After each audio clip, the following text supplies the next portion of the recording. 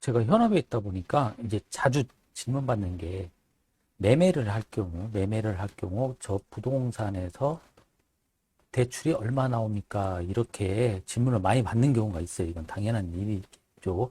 사시는 분 입장에서는 아무래도 가용자금 한도 내에서 대출을 받아야 하니까 대출을 받아야 하기 때문에 대출 한도하고 이자율이 어떻게 보면은 매매의 핵심이라고 할 수 있겠죠. 주택 같은 경우는 제가 오늘 이 시간에는 빼겠습니다. 이거는 정부의 규제가 그때그때 매일 바뀌기 때문에 제가 어떻게 설명을 해드리기가 좀 힘든데, 통상적으로 주택을 제외한 나머지 부동산은 어떻게 대출을 하느냐. 통상적으로 금감원에서 각 은행에다가 어느 정도의 대출 해주라라고 1차적인 규제가 들어갑니다. 그 규제가 들어가는데 그 규제를 하는 기준은 작년도 그 해당 지역의 부동산 종류별로 낙찰률, 경매 낙찰률을 가지고 대출 한도를 정해주게 되어 있습니다. 볼게요. 이게 이제 몇 년 전 건데, 부동산 담보 종류에는 뭐 여기 상업용 오피스텔, 숙박시설, 의료시설, 농업용, 아파트형 공장, 창고, 뭐 전답, 이렇게 농지죠. 농지까지 해가지고 각 종목별로 해당 지역마다 편차가 생길 수가 있잖아요. 과밀억제권인 수도권과 경기도 지역의 낙찰률하고 또 제가 이제 근무하고 있는 광역시마다 약간의 부동산 종류별로 낙찰률이 달라질 수밖에 없겠죠. 수도권 과밀지역 뭐 용인이나 이런 데는 아무래도 이런 공장 용지나 창고 용지들이 낙찰률이 굉장히 높겠죠. 그렇겠죠.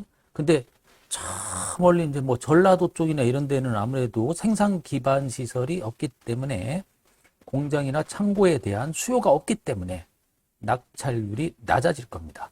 그래서 작년도 경매 낙찰률을 평균을 내서 낙찰률 평균가를 기준으로 이렇게 가이드라인이 설정이 됩니다. 이게 몇 년 전 겁니다. 은행 같은 경우에는 대전도 구마다 대덕구에서 중구, 유성구 이렇게 나눠놓고 담보 종류별로 한도가 이렇게 각각 다르게 한도를 잡아줍니다. 제일 높은 게 나다지. 대전시 중구 같은 경우에는 75%, 근데 유성구는 80% 이렇게 되어 있죠. 가장 잘 안 되는 거는 종교시설 같은 경우는 55%. 수요가 없기 때문에 그렇겠죠. 감정가는 빚잔치를 하게 되면 경매는 상당히 높게, 법사가라고 하죠. 높게 잡아줍니다. 그런데 10억 잡아주면 실질적으로 5억 5천밖에 안 되니까 은행은 너희들이 이 낙찰률을 감안을 해서 요 한도 내에서 대출을 해줘라. 그 뜻입니다. 그래서 해당 구, 지역마다 그리고 담보 종류별로 이렇게 차등, 편등을 두게 되어 있습니다. 여기서 가장 낮은 거는 종교용지하고 숙박시설이죠. 근데 이 숙박시설이 작년도 거를 보게 되면 이렇게 55%밖에 안 잡아주거든요. 근데 실상은 그렇지 않습니다. 왜 그러냐면은 이 수요가 대전시 같은 경우에는 예전에 상업지에 숙박시설, 모텔이나 호텔들이 굉장히 많았었어요. 근데 이게 아파트 진다고 이 붐이 생기는 바람에 거기를 다 매수해버려가지고 모텔하고 호텔을 다 없애버렸어요.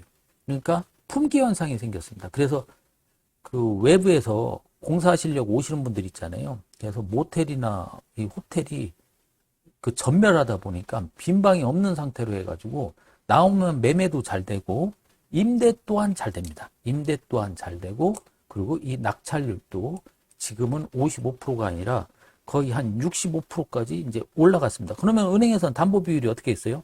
감정을 하겠죠. 감정을 해서 10억이라고 하면은 예전에는 5억 5천밖에 안 해주던 것들이 6억 5천으로 이렇게 상향 조정됩니다. 그래서 이것들은 매년 변하고 그 해당 지역의 부동산 물건과 그리고 지역에 따라서 입찰률을 생각을 해서 이렇게 담보 인정 비율을 준다. 거의 이 선에서 담보를 해줍니다. 주택담보는 예외하고요. 이런 구조 내에서 각 부동산들의 대출이 이루어지고 있습니다.